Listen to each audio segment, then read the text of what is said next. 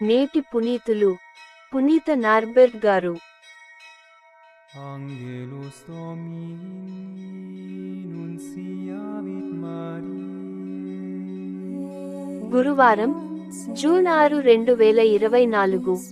మొదటి పఠనం తిమోతికి వ్రాసిన రెండో లేఖ 2వ అధ్యాయం 8-15 వచనాలు. నేను బోధించు సువార్త యందు చెప్పబడినట్లు దావీదు సంతతిలో జన్మించి మృతులలో నుండి లేచిన యేసుక్రీస్తును జ్ఞప్తియందుంచుకొనుము. నేను ఈ సువార్తను బోధించుట చేతనే బాధలను అనుభవించుచున్నాను.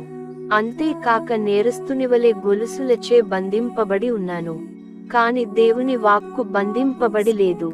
ఈ కారణముననే ఎన్నుకొనబడిన దేవుని ప్రజలు క్రీస్తు యేసు నందలి రక్షణను నిత్యమహిమతో కూడా పొందవలెనని వారి కొరకు సమస్తమును నేను ఓర్చుకొనుచున్నాను.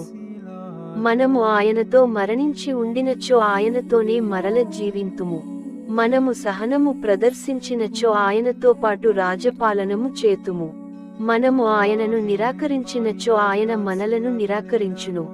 మనము ఆయనను నమ్మని వారమైనను ఆయన నమ్మదగిన వాడుగా ఉండును. ఆయన ఆత్మ ద్రోహము ఓనర్చుకొనలేడు గదా అను ఈ వాక్కులు యథార్థములు. ఈ విషయములను నీ ప్రజలకు జ్ఞాపకము చేసి వాగ్వివాదములందు వారు పాల్గొనరాదని దైవసన్నిధిన వారిని తీవ్రముగా హెచ్చరింపుము. అట్టి వాదములు మేలు చేయకుండుటే కాక వినువారిని సర్వనాశము చేయును.